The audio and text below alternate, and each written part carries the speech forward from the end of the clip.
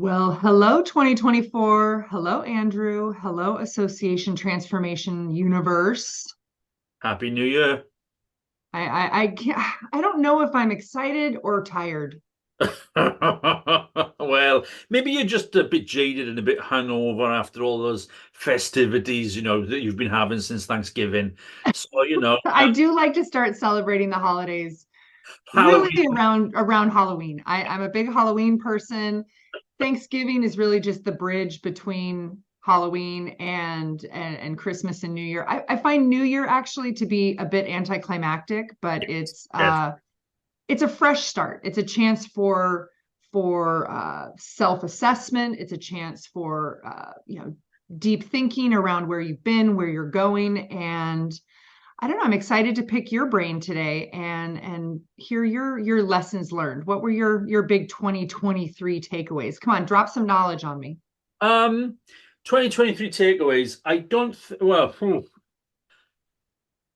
okay. I think the first one, I think some organizations are not as far down the line as we think they are in terms of their understanding around business strategy, business sort of definition, the value proposition. I'm still working with clients, or I'm kind of in an environment with clients where I'm thinking, actually, you know, we're perhaps talking about issues like, let's say, for argument's sake, AI, which is we're going to come on to anyway, because that's another issue I want to talk about. But AI, and I'm thinking, actually, we're not there yet. I think there's a lot of organizations who are still really getting to grips with just the kind of what does it actually practically mean to strategize and to then put that into practice.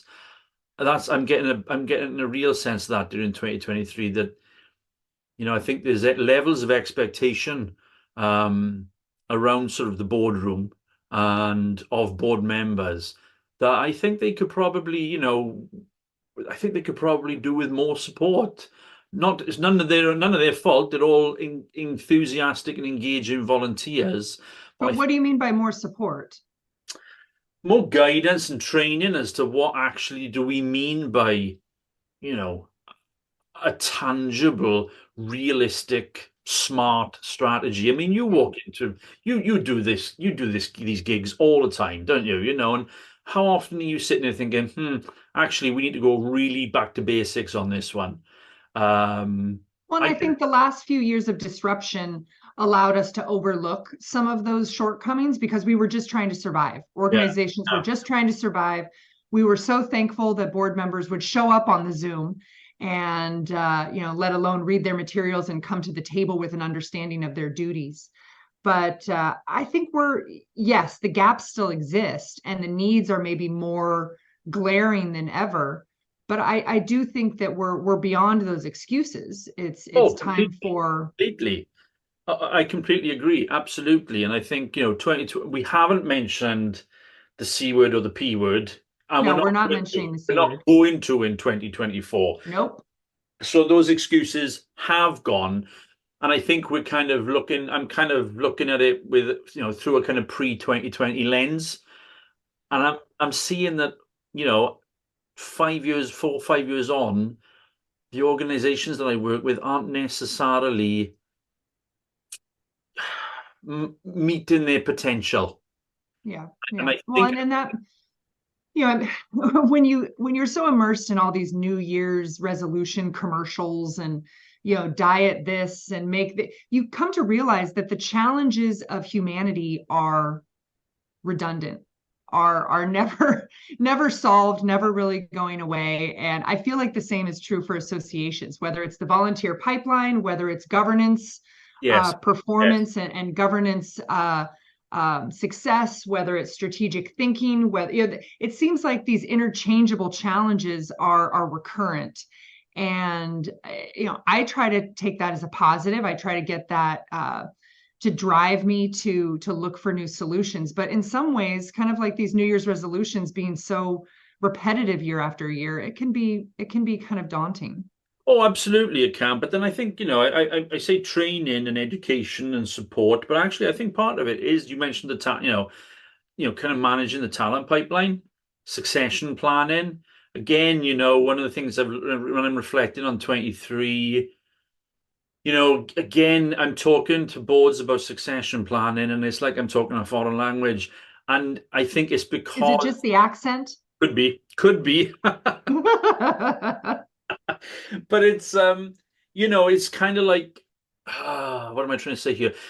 The we're still so I think we're often so grateful still that people are willing to volunteer, you know, and that our volunteer pools are so relatively small that often we feel almost incapable or unable to sort of manage our talent pipeline at board level effectively. But actually, I think if we, you know, we get it right, those organizations really focus on what does it mean to manage the succession plan? What does it mean to identify and nurture talent at that kind of board level and volunteer level?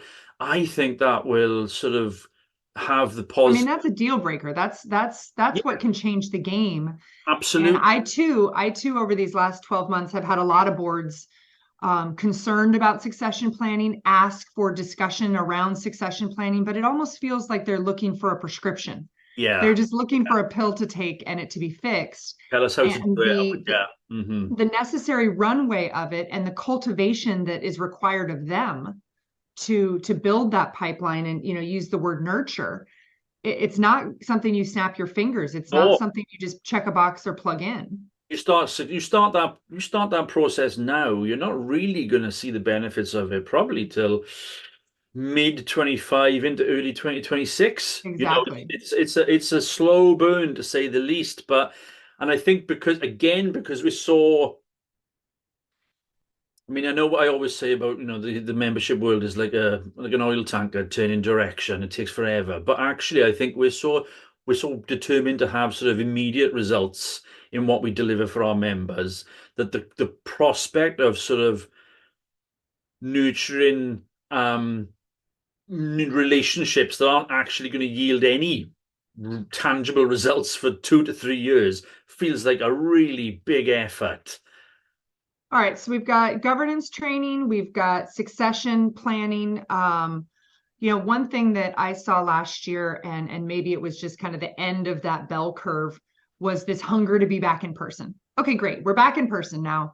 We're back in person, but let's not forget about hybrid, and how organizations were balancing that. Because it's expensive. It's hard to be in every format on every platform, for your major and even small events. And maybe the biggest challenge, not challenge, but the biggest learning I had in 2023 was this tension and balance between AI and automation and machine learning and the need for authenticity and vulnerability. So it's this, I don't know if the gap's greater than ever before or the need for each is greater before, and you just have to strike that balance accordingly. Are you pro AI or anti AI? I'm kind of indifferent at the moment to AI, and it's not. I'm not terrified by it. I think, you know, mid 23 we saw this huge sort of, you know, rush to sort of understand and start using AI on a day-to-day basis. And let's be honest, let's be fair, hasn't really materialized, has it? You know, we were all kind of, oh my God, within 6 weeks, I'm going to lose my job because this computer is going to be taking over the world. But it's not really materialized like that. And I still don't think um, the age of AI has really emerged yet, really. And I think we're still kind of, I think we're still I think years, quite a number of years out from as it being a fully integrated part of how we manage our organizations and deliver the value proposition. Which doesn't mean we shouldn't be talking about it. We absolutely, and I think again, Right. I want to be on the front end of that, not the back end of that. absolutely, absolutely. And I think, you know, in terms of being you know, leaders and leading their professions for whom they support, I think associations have an integral role to play in being sort of early adopters around the AI piece. and driving forward the use of AI in a really tangible way, rather than us kind of watching how it's working somewhere else and then trying to shoehorn it into, our practices. Let's take a lead on it. Let's take a lead on it and say, well, how should AI work for us? And I think that's a far more positive sort of driver for organizations to feel that we're in control and AI is not just something that's being done to us. No, it's a tool. It's a Yeah, tool, it's a tactic.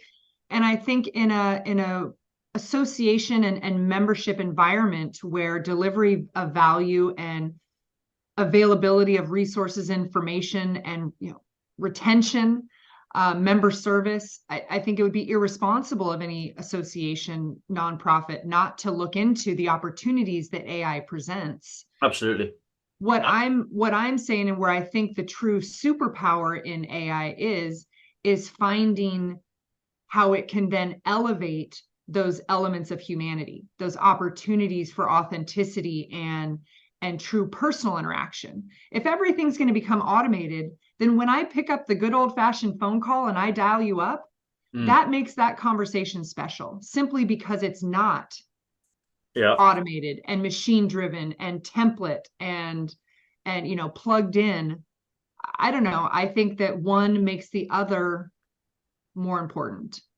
I completely agree. But I think in 2024, I really want to see. I want to see. I still need to I need to see and better understand what that looks like in practice, because I think we are all still just kind of feeling. It feels like we're still stumbling around in the dark a wee bit. What Are you're we just waiting for the software vendors to tell us? I mean, this is my fear of every new Yeah. tech innovation, every new tech drive. And I go to the conferences, I go to the trade shows, and I'm a layman. I don't understand all of the coding and the behind the scenes and the interconnectivity and the SaaS and the platforms. And I mean, are we just waiting for the tech community to tell us what's possible? Well, I hope not. I hope what we should be doing is working in partnership with the tech community and saying, you know, let's not make. I'm gonna be controversial here. Ooh, hold on, let me get the drum roll. But you know how I feel about, association management systems, and how I'm never convinced that they actually are. A lot of them, I should qualify this, not all of them, but I think a lot of them are not fit for purpose, because I think they've not been developed in partnership with the membership world. And instead, we're looking at almost as of generic data management systems that are then kind of modified to kind of hopefully fit the purpose that we need them for. I don't want us to make that mistake again. I want us to be sort of talking about AI together, vendors and associations, buyers and vendors, and saying, well, what is it that we need? What is it that we want? All And right, well, there goes those sponsorships. We can just forget about those uh, endorsements. well, yeah, yeah, yeah. All Well, right, so AI and authenticity and balancing the machine and the human. Okay, something we've seen, something we know is not going away. I actually predict that, like the C word and the P word, the AI word may be something we get wholly tired of yes, I very fully quickly agree. into the year, though it isn't going away. We get it. I actually am very pro AI. I have broken up with Chat GPT and I'm exclusively dating Claude AI now. So I love him. He's great. Why did Uh, why did you ditch ChatGPT? I just found its responses to not be that great, not be that legitimate. It required a lot more review and edit. It wasn't the first draft of transcript summaries or survey reviews that I had hoped it would be. I find Claude to be much more in line with my thought process, and I think it learns from each thing I ask it. I didn't think Chat GPT was really getting any smarter, so I broke up with it. Now, see, that is exactly the type of, I think, feedback that we need as an industry, as a sector, we need to be hearing and understanding. Because if you're experiencing it like that, chances are an awful lot of people are experiencing it like that. And remember, this totally goes back to my point. Mid 2023, ChatGPT was basically, the new messiah, and it was going to save us all, and we were all going to just base our business models around that piece of software, that tool. And here we are 6 months later, and you're expressing a completely valid opinion that's based on direct experience of it. And I think, well, and that's the most exciting part, is how many options we now have. And the ability to adjust and select tools. And again, AI is a tool. yeah, Select tools that fit our needs, that fit our environments, fit the tasks that we're asking of it. So I'm excited about AI. I'm pro AI, and I want to keep learning and keep pushing for implementation where it's appropriate. But when we talk about implementation, I saw a lot of associations work on the first year or first 18 months of adoption of their new strategic plans, yeah. coming out of the era of disruption. Mm. And I don't think it was all that they expected it to be. A lot of industries are struggling in ways they didn't expect to. With economies still being unstable, with geopolitical instability. I think this post-C era is not as bountiful as some expected. And there's industries and associations that are still in some difficult seas ahead, difficult storms ahead. And yeah. And so actually that brings us nicely on then to, geopolitical issues that I think, Oh God, are we going to get political? well, historically, I think as an industry, as a sector, we don't really like to always get into the geopolitics. We often, I think, in the distant past, have been kind of afraid to kind of go there. But I think more recently, and certainly since we've been recording, I've seen associations being far more willing to engage in political, socio-economic debates. And I think, as 2024, or when we get to the end of 2024, what's the world going to look like?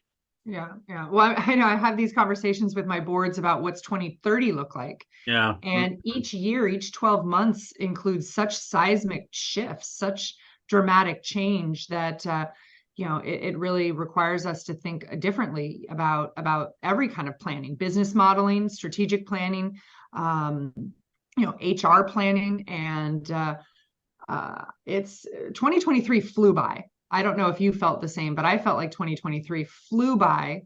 And here we are, it's already January. Where did the holidays go? Where did 2023 go? So I'm both excited about the new year and already kind of feeling behind the eight ball. How do we tackle 2024 in a more intentional way instead of just reacting? Well, I think we start talking about 2025. Yeah. I think the ship has sailed for 2024 in the sense of, What? It's only yeah. January. Oh, but I mean, before to do anything meaningful, big strategic projects, big visioneering exercises, big, plans for implementation of new products, new value propositions, changing directions. 2024, that ship has sailed. We need to start talking now about 2025. And that goes my point, my perhaps a bit too subtle point was, I'm deeply concerned from the economics of a potential Trump presidency starting this time next year. I'm deeply worried about that. And should we be worried about that is my question. What is your thoughts on it? Because you're obviously much closer to obviously you're much more familiar Well, with. the primaries haven't started yet. We're still a few months away from the primaries. There are a multitude of legal circuses going on. I think as an industry, as associations, as membership bodies, we have to be be fortified in a way that we can weather whatever storm comes. There you go. Because that's our fiduciary responsibility. Yeah. That is our responsibility to our membership. And I don't know of many nonprofit mission statements that change based on who the president is, the president of the United States. Yeah, but I want us to look beyond that Uh-huh. and think bigger. Do we need to have a regulatory agenda that may change, a lobbying and legislative agenda that may change? Yes. None of us can predict. I don't know. And I mean, I was still hoping Oprah was going to run, but I don't think that's going to happen. I hear what you're saying. I feel a wee bit like you're downplaying it a little bit. But I think the reality is, I completely hear what you're saying about, there's legal issues going on, et cetera, et cetera. There's all sorts of uncertainties. The primaries haven't started yet. But there is, a very real possibility that we're not just going to be working in perhaps a different regulatory environment. We could be working in a completely different socioeconomic and political environment in sort of. Well, I would like to think that there's a system of government with multiple branches and checks and balances, that there is a backstop to anything overly dramatic or overly detrimental by any party, by any candidate. And there, whether it be inflation, whether it be all the other wars that are going on that are outside of US control, I think there's a lot of other factors that are currently happening that are more predictable, and scenarios can be played out more with more clarity, that organizations, whether it's climate, whether it's the Middle East, whether it's domestic issues, there's a plethora of opportunities for associations and membership bodies to lend their voice. But what I want to know is, what's their scope? What's your jurisdiction? There is so much to talk about, so much to support, so much to donate to, so much to lend yourself to. I would actually prefer that organizations look a little more inward and make sure they're first delivering on their own mission, and that they're first serving their own membership, and that they have a strength and a sustainability of structure and of finance that would allow them to then have an impact beyond themselves. Don't borrow trouble. That's my grandmother always said, don't borrow trouble. Focus on your house first. Get it in order, get it strong, get your leadership running on all cylinders, get that pipeline built, get that reserve investment filled back up, and then look to how you can serve the greater good. Focus on your mission and focus on your own house first. There you go. I love it. I don't mean to sound like such a I don't know, a nationalist or such an isolationist, but no, it's not that. But I mean, people get distracted. They do. And I think, what you've just mapped out there in terms of, an approach, in terms of a perspective that organization leadership teams should be adopting if they've not already done so. I completely agree. And I think had more organizations had that approach sort of in leading up to 2020, then they perhaps would have weathered the storm far easier. And I guess the point I'm making is there is a potential storm on the horizon. Yeah. So let's prepare. Absolutely, I completely agree. Let's focus on us and what we do, but let us also think about those kind of what may be on the horizon affecting how we work as organizations in the future. Yeah. Well, when I look inward, and maybe the biggest trend or concern that I had during 2023 was the internal culture and the staffing situation at nonprofit associations. There were many organizations that I both work with and that I was aware of or I had spoken to that got very lean during COVID, let people go, and were working with a skeleton crew.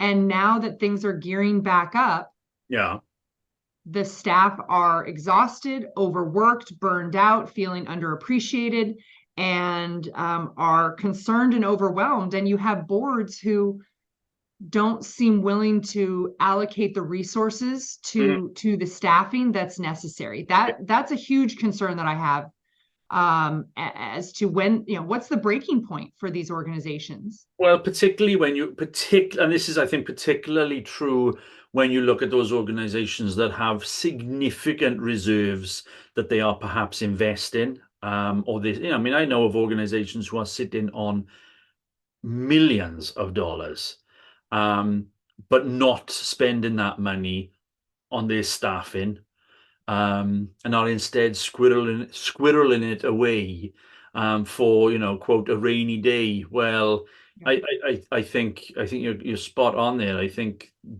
forget the rainy day. You're never going to get to that if you don't start recognizing the significant value and impact that your staff are having and should be. When we look at the landscape of risk and risk mitigation, I think organizations are under appreciating the risk of being understaffed. Oh, completely. I mean, that's the unspoken trend that I saw in 2023 was the number of organizations that are understaffed. Well, and I think it's this misconception that staff are somehow not directly linked to the member benefit. That somehow they are a luxury rather than directly relevant to the members' experience of the organization, but they're absolutely integral to it. And I've come across that a lot, in recent years, actually. So I think the more that obviously, don't overstaff, don't flood yourself with so much resource you don't know what to do with it. But when we are talking about these, and we're coming full circle now, when we are talking about what your strategies are, for 25, 26, I think you've got to seriously talk about, staffing as a meaningful investment. Absolutely. No, it's I think our conversation around what's coming in 2024, what's already here will continue and will evolve. I'm excited about, we have a big milestone coming in 2024. You may have forgotten because you forget anniversaries and birthdays and holidays in general, but are you aware of this? Is this on your calendar? It's May 2024. Oh, look, our 100th episode. Oh, you remembered. Of course I remembered. I've been counting down to it since May 2020. Well, I'm excited about it. I'm excited that Association Transformation, has emerged and is launching into another calendar year and another, chapter of episodes and guests and topics. Our fifth calendar year doing. That's crazy. Is this the longest relationship you've ever had? I was thinking that the other day, actually. I was thinking, I think Elisa is the only person that I've worked with consistently for the last 5 years. Oh my goodness, that's amazing. I take great pride in that. I love what we do, and I love this community, this family, and I'm excited about a new year this year, and let's keep it going, my friend. Brilliant, excellent. I'm looking forward to it. All right. Well, make Association Transformation one of your favorites wherever you get your podcasts. Visit the website, send us some ideas for this year's recordings, some guests that you may think we should visit with or take on. And we look forward to a year of great conversation. Until next time, put your members and your mission first.